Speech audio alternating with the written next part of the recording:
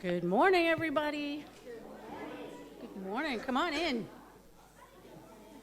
We'll be straggling back there today. I won't name names. Okay, welcome to our service for Sunday, February 4th, 2024. Greetings to all our online family. Thank you for joining us today, and we would love to support you on your spiritual path, so please reach out to us in person or online. In unity, we understand that our joy is not always tethered to being happy. While happiness floats on the winds of circumstances, the deep root of joy endures. Today, let's explore how we can invite a greater experience of joy into our lives as we welcome back our favorite Reverend Stacy, who serves as Executive Minister at Unity of Houston. Welcome back, Reverend Stacy. We always look forward to your time with us. Now, let's stand and join Julie, Curtis, Jeff, and Bruce to sing our welcome song. 1, 2, 3, 4, 1.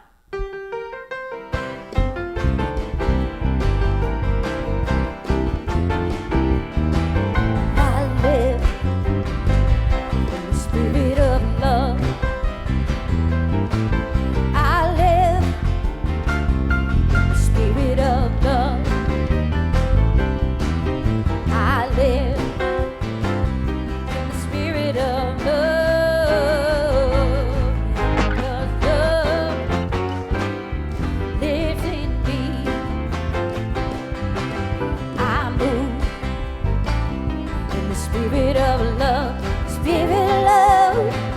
I move in the spirit of love, spirit of love.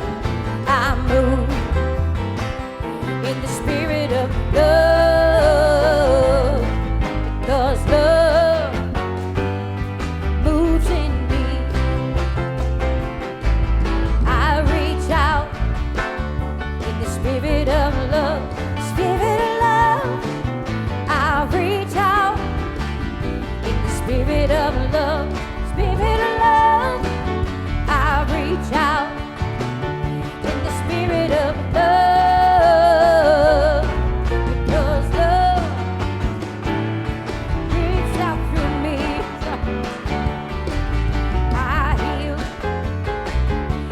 Spirit of love, spirit of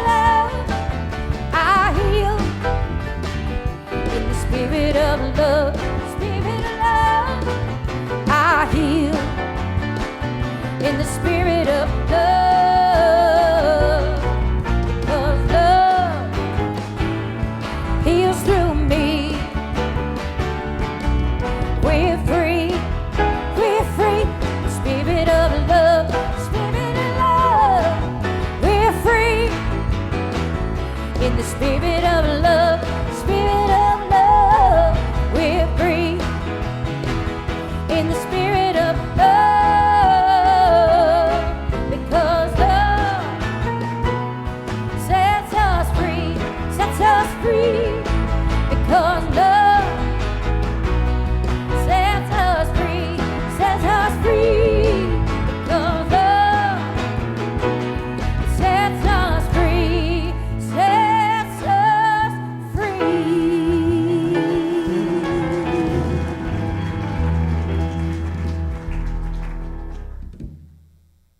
Thank you, band. Thank you, Bruce, Jeff, Curtis, Julie.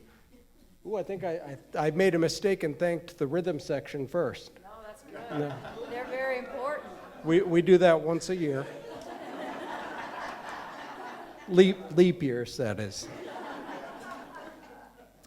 Friends, please join me as we affirm our statement of faith together. There is only one presence and one power active in the universe and in my life, God the good, omnipotent. And now let us unite our spirits as we hold this vision for our church together.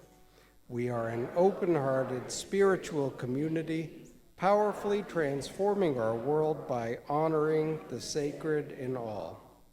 And we practice this mission. Inspired by our shared spiritual awakening, we offer practical teachings that empower healthy, abundant, and meaningful living. Today's daily word is joy, and the affirmation is, joy is mine through all the seasons of life. Throughout my life, joy is always part of me.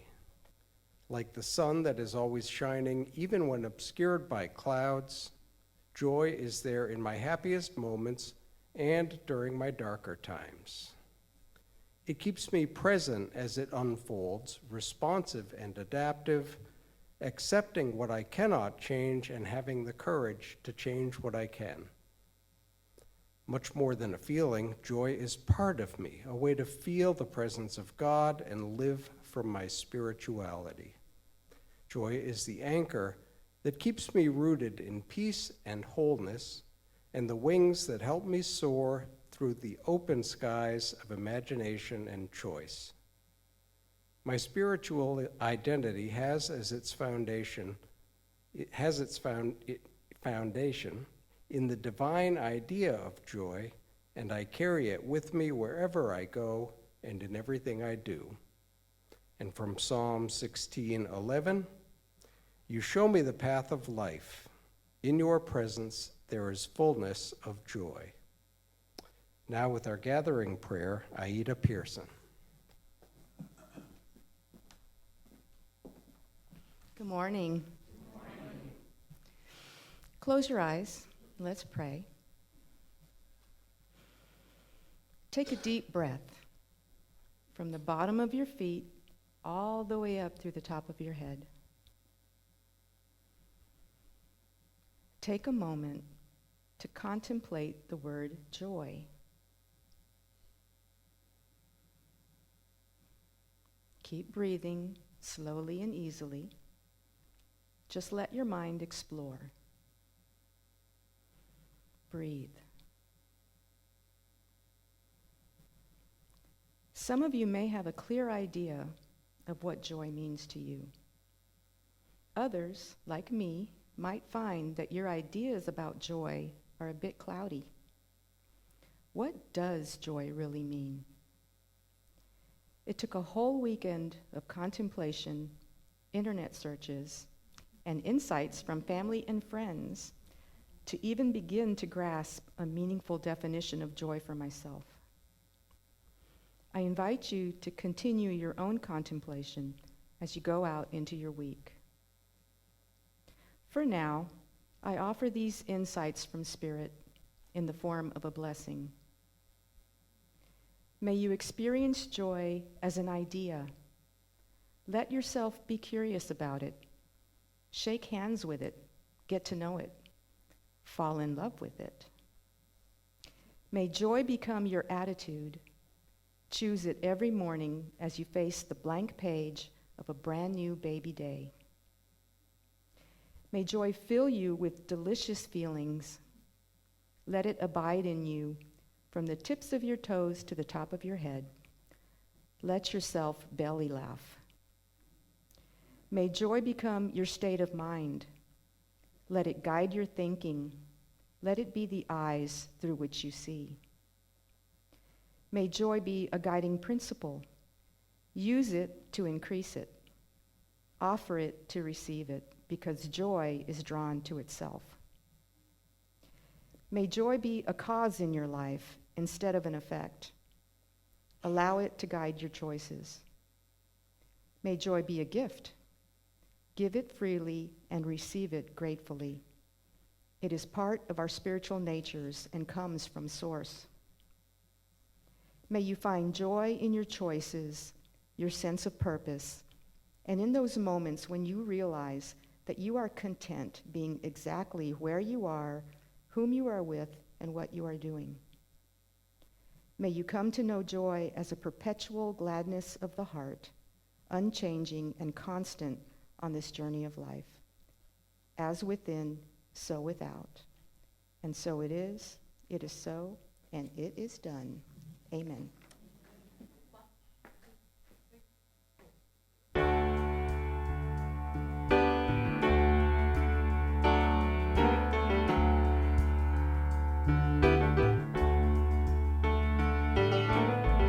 I've got joy in the struggle. I've got peace in the storm.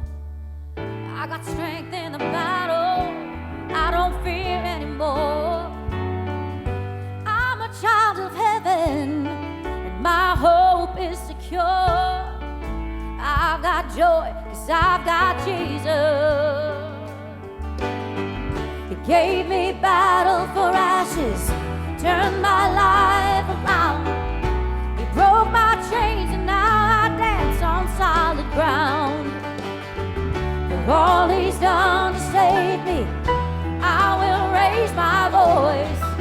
I've got Jesus, so I've got joy. He bore all of my burdens. Yeah, my debt has been paid. Then he said to my dry bones, rise up out of that grave. He has all of my worship and my hour and praise. I've got joy, I've got Jesus. He gave me beauty for ashes, turned my life around. He broke my chains, and now I stand on solid ground. For all he's done to save me, I will raise my voice.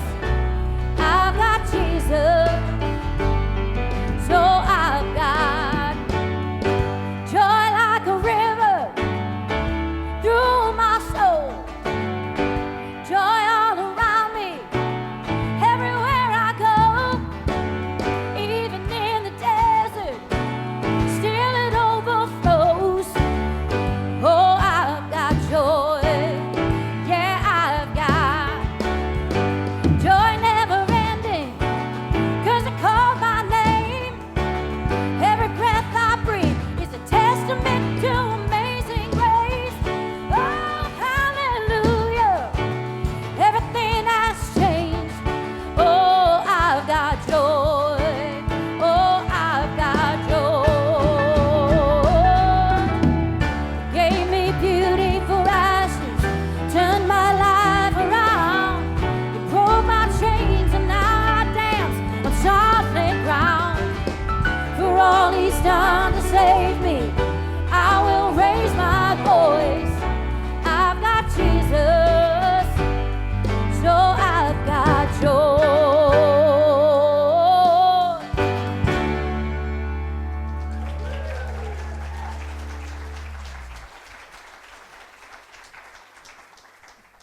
Ooh, good morning. I'm so grateful to be here with you all. This is my 4th time to get to come to Unity of Wimberley. And I just want to say I never take it for granted that I'll be invited back, but I'm so grateful when I am. And just want to also say that I'm so blessed already this morning by that beautiful prayer and by the music and just the sense of community in here. So I too, when I thought, well, I'm going to be speaking about joy, I felt this need to want to distinguish between joy and happiness. What's different? And I kind of thought I knew. So I went to the fount of all wisdom, St. Google, and asked, what is the difference between happiness and joy? And it returned 83 million search results. So I thought it would be a good use of our time today. I'm just going to go through those one by one. We'll finish maybe September 2030 or so. Just relax, get comfortable. And so when I was looking, though, some of the good thing about that many results, I got to look at the ones I liked and say, no thank you on those. Because some of them confirm what I kind of had a sense of, that joy is a deep, internal, inherent quality that we have as birthrights of our being, human beings, human and divine. And that happiness might be something that occurs maybe fleetingly sometimes or by way of external circumstance. But then I found definitions to the contrary that talk about joy being evoked when we have a sense of maybe success or a desire fulfilled or an achievement of some kind, and that happiness is a state of contentment and being and a sense of well-being. So maybe we don't need to distinguish between the two of those. That's what I started thinking. About 10,000 results in. Maybe I don't need to come up with a way to do this exactly. But I do think it's vital for us on our spiritual journeys to recognize the difference between external sources of happiness and what is eternal and internally a part of our being. Because, these external things of happiness are wonderful. I'm not saying they're not wonderful. The things that spark joy for all you Marie Kondo fans. The things that you just, unexpected surprises. I guess that's an oxymoron, isn't it? Surprises are unexpected. The things that you just you couldn't have planned for, and just all of a sudden, that just sparks joy in this moment. But also things you do plan for, your vacations, visits with your children, your grandchildren. These things are all wonderful. And there's something else that is not contingent upon those circumstances. Because if you notice, the things that make you happy today may not be the same things that made you happy 5 years ago, 7 years ago, 10 years ago. That job that you got 10 years ago, they were like, yes, I've made it. A few years in, maybe you start to have growing pains again with it. It doesn't stretch you. It doesn't inspire you. We are constantly undergoing shifts and changes, and so is the world around us, and so are all the people that we are in relationship with, right? So those kinds of things can bring us happiness, wonderful. And what else? They can also bring us some frustration sometimes, especially if we try to cling to the things that used to make us happy and that we find joy in, and that they're no longer, and we're getting just frustrated. We feel maybe stuck. Why isn't this bringing me the happiness it used to? I think of something, I'll share a story, that used to bring me great happiness when I was a kid, and that was beat up old cars. And I'll tell you why. My father was a mechanic, and by day he worked on train engines, and by night he worked on cars in the garage in our home. He did body work and he did engine work. And my dad had this thing. Now, you may not be able to relate it to cars, but you may know someone that's like this with stray animals, let's say stray cats, that if any cat were to show up on their property, you know that this thing's going to have a name within a week, it's going to have its own bed, and it's going to be a permanent fixture in that household. Doesn't matter what the cat looks like. This person could be the ugliest cat in the world. And this person's proudly showing a picture to everybody they know. To them, it's the most beautiful creature on God's green earth. My dad was like that with cars. So when people would bring them their beat up old cars, and sometimes they would say, Tim, I've got another one at home, but it's beyond hope. I don't think there's anything that you could, I just say, bring it on. We got room in the yard. At some point in my life, we had about 9 different cars in our yard. Now, as a teenager, I was absolutely mortified at one point about this. To my dad, this was prosperity. He said, how many kids do you go to school with? You have 9 cars, Stacy. Come on, where's your gratitude? Okay, Dad. The bus pulls over. But I used to love to go and play in those cars. I'd read. I had all kinds of fun. My sisters and I. And our favorite car, my sisters and I, was this deeply, deeply unattractive brown and white van. Now, let me tell you, that van had some quirks to it. Least of all, there was a rust hole in the top of it. My dad put a plexiglass and said, look, I invented a skylight for a car. And I said, well, I don't know if that's how that works. But our favorite thing about that van was that in the middle row were captain's chairs, and they were not bolted to the floorboard. So we would argue over who got to sit in those captain's chairs, and then when we'd go on a ride, if my dad had to brake kind of hard, we'd go flying. And we loved it. This was in the 1980s. This was our idea of a good time. Now, in 2024, that is a safety nightmare. As you parents know, your kids are practically in car seats until they get their driver's license. Now, this would never be acceptable. So that brought me great joy. Then I don't know if I'd get in that van today if it was still around. Rest in peace. And that's a kind of strange example. And yet, we know that there are things that we outgrow.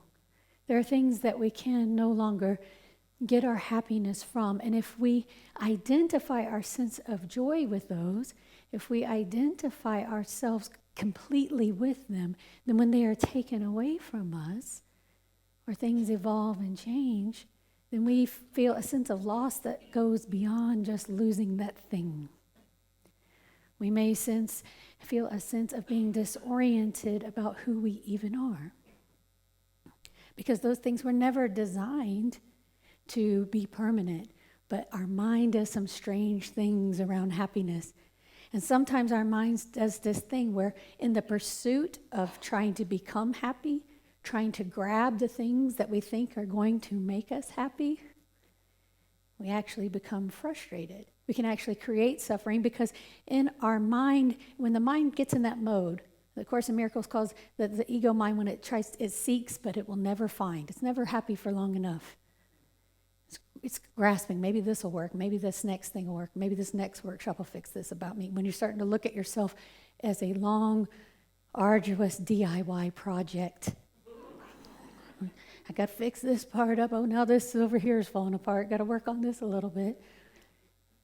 So when we kind of get in that mode, a couple of things can happen. First of all, we become blind to the good that's already here in our lives, because we're so sure that it's just on the other side of whatever it is this is right now. Can't quite be happy yet, but when I finish this certificate, or I do this, or find this relationship, or get this travel goal, whatever it is, you know the kinds of things that happen. They're different and the same for all of us. And sometimes what we do is we don't give ourselves permission to be happy right here, right now.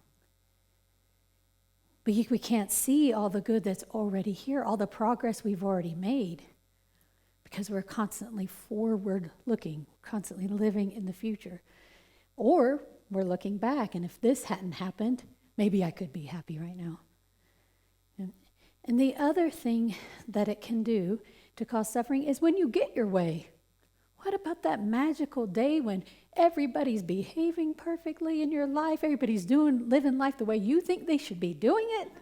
Everybody's driving the way you think they should. Everybody's treating you the way you need to be treated. Their emails are just perfectly worded. Oh, glory, glory, it's beautiful, it's sunny. And then we get attached to, but what happens when it's not? I got to keep it this way. Now that I have this, I need to control it. Oh, don't go veering off on your own. And if you're like me, gosh, I went through a long time. I'm not saying I never do it anymore. I'm not only needing things to be a certain way in order for me to be happy, I needed the people in my life to also have things in their life working for them so that they were happy. Because I didn't want anybody around me not to be happy either. Of course, that's my problem, right? Why not? I'll make it my problem. And so when we get stuck in this idea of things needing to be a certain way and placing conditions on our happiness, then you can see that it creates not an expanded sense of being, not a sense of freedom, but more of a contracted sense. Because the more conditions that you place, the more things that you say, this needs to be like this, I need this to be happy, the smaller and smaller your life becomes. Your happiness ends up being this thing about this size that you kind of put up on a shelf. Maybe I'll get it down on a perfect day and let myself bask in it. But not today. Yeah. But there is another way. I love that the Daily Word talks about this, that the joy in the happy times and the joy in the dark times. Well, that's a weird kind of way to say joy in the dark times. Charles Fillmore, in the Revealing Word, he's very bold. You know this about Charles if you've been in Unity for a while. He defines the presence of God, which is a bold thing to do right away, right? That's a big thing. You can, okay, Charles, you know? Okay. But I love what he says about the presence of God, that it is an awareness of one's being, spiritualness in one's being. So that you are one with spirit. It's the awareness that spirit is within your own being.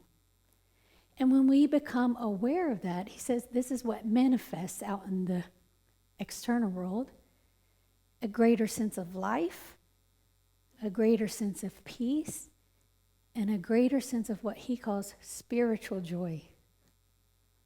Now, spiritual joy is a little bit different than getting your favorite dessert and being happy about that. A spiritual joy can hold all things. And before we go too much into what it looks like, I want to say that one of the things it's not, and that we can just give ourselves a break if we think that this is what spiritual joy is. It doesn't mean you have to smile 24 hours a day and to be positive all the time. Even if you come to Unity, did you know that? You're allowed to not have to be happy all the time? That we can admit when we are having conflicting feelings about something. That we can admit, even sometimes it's harder to admit for me. I don't know if this ever happens for you, but it's harder for me to admit that something feels off when everything looks right. It's one thing if I have an excuse. Like I was sick, or this deal fell through, or my kid's acting up, whatever. If I have an excuse, I can point to that. That's why I'm being a little grumpy today. But some days, I can't point to anything that's wrong. If I had to get my happiness box out, I'd say, okay, all this stuff is met. Why am I still feeling maybe some emptiness? Why am I still feeling maybe some melancholy? These things can happen, and we know that they pass, but undergirding it all is this joy. So we don't have to be happy. That doesn't mean we have to be happy all the time. It's this joy. I love what Rob Bell, I don't know if any of you are familiar with Rob Bell.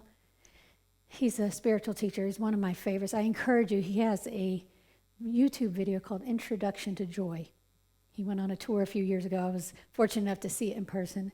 It's absolutely fabulous. But what he talks about is joy being this ground of our being that is big enough to hold all things. And he said it's not this kind of frivolous or lightheartedness. There's a lightheartedness that comes when we are ignorant. There's a lightheartedness that comes when we are in denial. We don't want to see any bad news. We don't want to confront what's going on.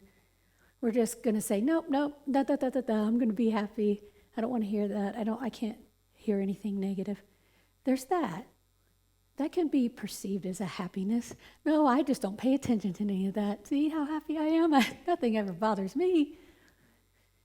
And then what inevitably happens for all of us, and has happened for all of us at different times in our life, we go through challenges. Some of us even have dark nights of the soul where there are times where we feel lost. We don't know the next step forward. We maybe face a challenge that we never thought we would have to deal with. Maybe something other people would have to deal with. We never thought that would come to our doorstep, and here it is. Right? And these times too pass. But when we're in them, they can feel pretty long. And then they do pass. They do pass, and when we come on the other side of them, there's a profound appreciation for life that we didn't have before we went through those things. There might be a profound appreciation for the simple things in life that we had taken for granted, that we didn't even know to be grateful for because they were just always there. That is the joy that can hold all things. That is the profound spiritual joy that you are. It is this knowing that all is well. Yes, not all is well because I'm not looking at the stuff that's not well. All is well because I've seen some stuff. This kind of spiritual joy has seen some stuff, and it's still there because it's what is eternal. It is your oneness with spirit. And when you can tap into that awareness then what also happens is you can give yourself a greater sense of compassion for everything you've been through. And if you can give yourself a greater sense of compassion, then you can also have a greater sense of compassion for people that you see on their walk struggling in the same way. So that's the deep sense of joy. And it's just one way we can think of it. Just one way. And so if it's not something that we have to go and get, because sometimes we want to come to Unity, okay, I'm going to get a 4-step model to how I can be more joyful in my life, and that's what I want today. And if you don't give it to me, well, you are it. You're already it. So if there's nothing to do to attain it, there's nothing you need to do to deserve it or earn it, or there's no point in the future when you're going to be ready for it. It's right here, right now. There are ways that we can cultivate it, though. And one of the ways I think that we can cultivate our joy is through a practice of gratitude. And I know you all are Unity people. You say, I already know gratitude, right? We teach gratitude. We practice gratitude. I'm sure many of you have gratitude journals. If I were to give you all a piece of paper right now and say, write 10 things that you're grateful for in your life, you'd pros. You're done. And it imbues you with a sense of, aliveness, obviously gratitude, but appreciation. Your perception is wider perhaps than when it was focused on your problems. It takes us out of our head when we focus on gratitude.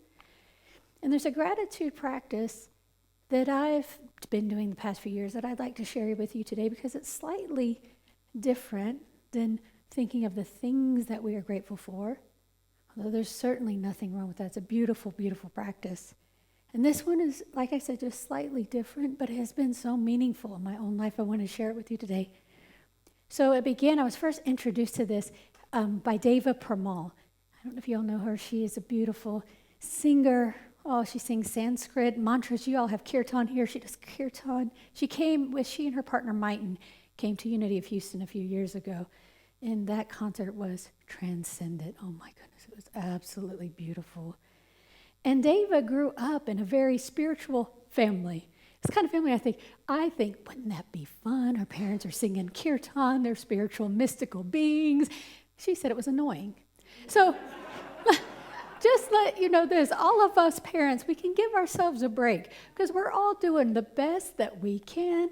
We're all trying to parent our children in ways that we wish we could have been parented, and your kids are still going to think you're annoying. So there's that.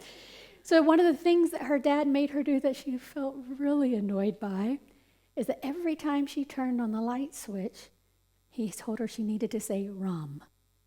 And this is from Lord Rama, Hindu God. It's just another name for God. So she's supposed to say Ram. And you can imagine why turning on the light to acknowledge that it wasn't her hand touching the light switch that was the source of the light. Wasn't the electricity itself even that was the source of the light. Ultimately, the source of all light is God, is Ram. And I was so moved by that when she told that story. It wouldn't leave me. And when I went home, I did that a little bit on my own life, but I took it in my own way, which is one of the things I love about Unity. We take what we hear, we take what we read, and we see what's alive for us in our own lives and how that can support us on where we're at in our journey. And I began with this beautiful Buddha statue I have. It's about this tall. And I got him when we were living in Singapore. And it's a very serene and calming presence in my house. It's a material thing. It brings me joy. And every time I would pass it in the hallway, I just put my hand and say to myself, Ram. And then I began noticing I was doing this in different areas of my house. And without even mentally thinking it through, I was out in the driveway one day, and my son was home from college, and I put my hand on his car. And in that moment, I was just flooded with this appreciation that this vehicle, created by people I never met, that began as an idea in the mind of God, as all the things that we see here in the world, carries my child safely from point A to B. My child, he goes to school in Georgetown, close to here. We live in Houston. Every time he's come back and forth home, it's been safely. All the college things he does that I don't know about, this car has gotten him to do safely. And And I began to, the next thing, I'm on my kitchen counter and I have my hand. Oh, this space, this kitchen, where my family has had meals together, where we've had disagreements together, where we've stormed out on each other sometimes, where we've come back and embraced each other, made fun of each other, you name it. All that has happened in this space that these things live in. So what begins to happen is that it's not so much the things. It wasn't about I'm grateful that this counter is granite and it's a color that I like. And it wasn't about the attributes of the thing. It's the recognition of the source of all things. All the good in our lives is from one source. And when we become aware that that one source is showing up in not only every cell of our beings, but every cell of our lives, that in it we live and move and have our being. And we know we are never separate from God's good. We are never separate from the abundance of all of life.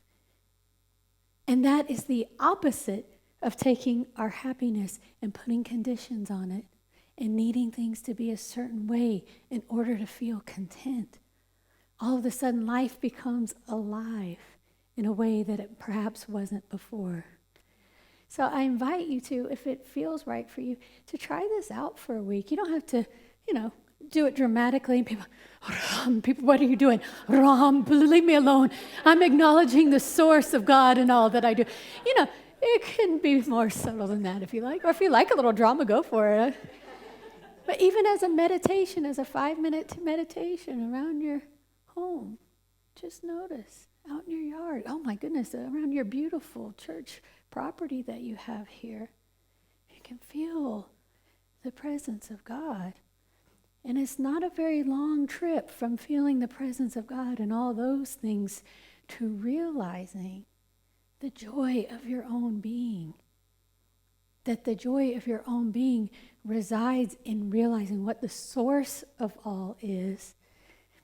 Not, can I get this next thing? Do I need to do this next thing in order to be more? Doing more to be more? I'm going to finish with this quote from Frederick Buechner. You may have heard of him before. He's a theologian. No longer with us, I believe. But he said that our joy, our vocation rather, is where our joy and our gladness meets the world's deep need. And so when we are looking, a lot of times we hear people talking about purpose. What's my purpose? Wanting to find this needs to tick these certain boxes. It's this thing. Sometimes purpose can turn into that too. This thing that we're going to get to somehow in the future or get it all figured out, and it's going to look very nice and detailed, and it's not going to be messy at all, and I'm just going to know exactly how to do it every day. Instead, purpose is when you are able to tap into this joy that you are, and you take the next step. What is alive for you? What do you notice about your life? What do you notice that feels particularly alive? What kind of relationships help you feel particularly alive? What is it about the things in your life? Because it's not about the thing. It's not about the particular model of the car. What is it that this car allows you to do? It allows you to be free. It allows you to get here. It allows you to do this. What are the things that bring you happiness and joy? What are they symbolizing for you? And to just follow that, and it will ultimately lead you to being of service in others in some way. And it will look different for all of us. It may just be that you are the most compassionate waitress in the world. You're a hairdresser who listens to everybody's problems. You're a real estate agent that can remain calm when people are feeling stressed about their money. It doesn't matter the career, this vocation idea. What it matters is what energy you bring to it. And if it is bringing you, your joy is meeting it, and you are giving that to the world, then that's really the greatest gift that you can give. So I'd like to close today with our meditation, a little joy meditation. So I invite you to get comfortable wherever you're sitting. Arrange your body in a way that allows you to feel both relaxed and supported. And let's just simply breathe.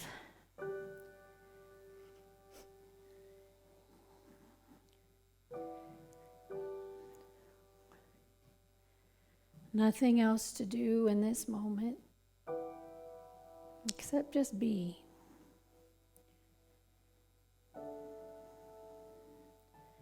The way that you have arrived at this moment, whatever iteration of you that is here right now, it is perfect. It is exactly what the world needs right now.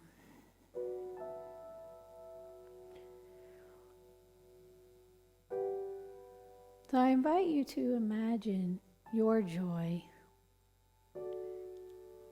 by whatever name you wish to call it: happiness, contentment, inspiration. And imagine it in this beautiful, clear box. I want you to imagine yourself removing the lid from this box. Take a moment to look in your box of joy. See what's in there you maybe haven't taken out in a while.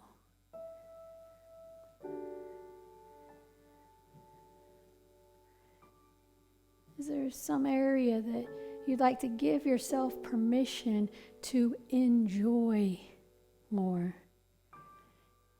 To experience a sense of freedom and creativity.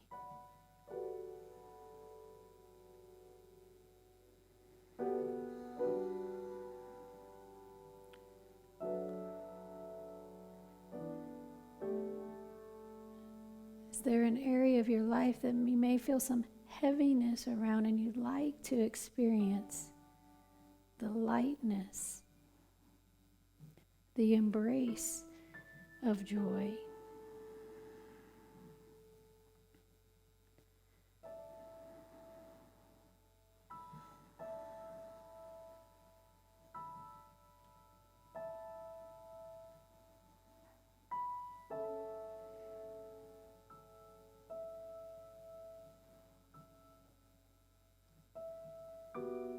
So I invite you to give yourself compassion for any areas that you may have held as off limits for your happiness.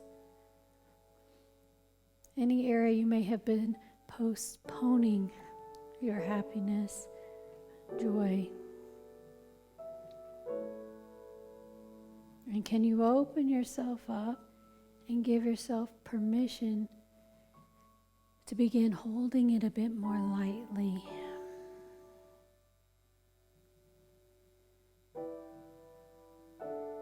To say right here, right now, I allow myself to live in the fullness of joy.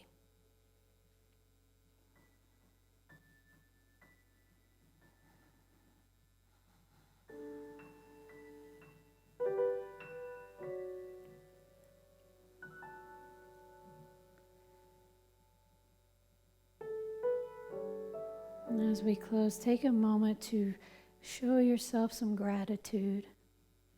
Extend yourself some compassion for doing the best you can, for coming home to the truth of yourself over and over again. What I know and affirm for each person in the sound of my voice is that you are joy, you are love, and you are the divine in its perfect expression. And so it is. Amen.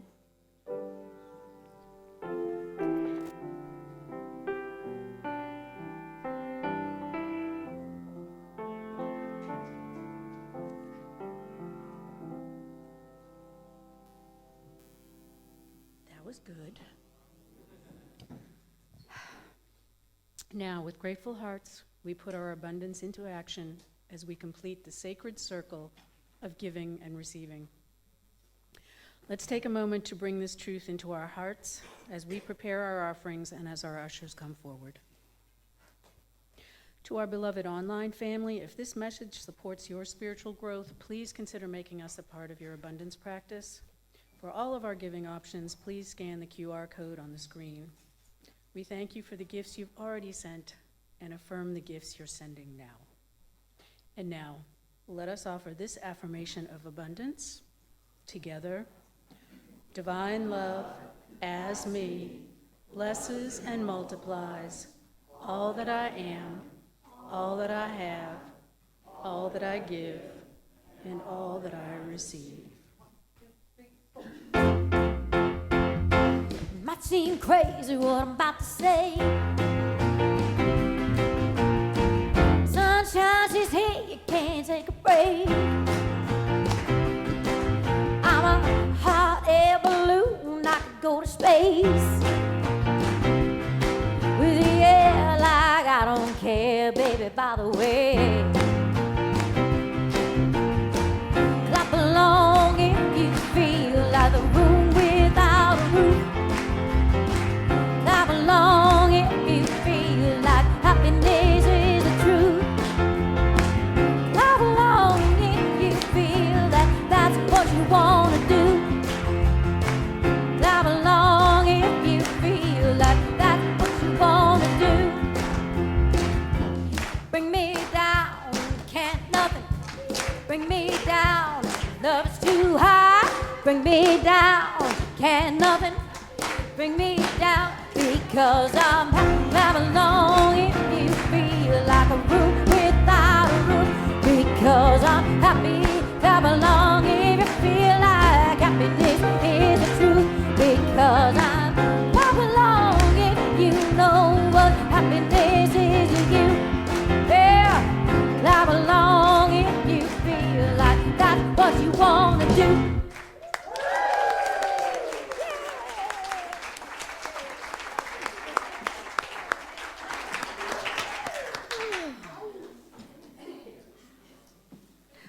With full hearts, and they are after that, oh, let us bless these gifts. Together, we bless these gifts and the givers with our love and gratitude. Now, let us affirm from this holy instant the clear path and perfect manifestation of our new minister.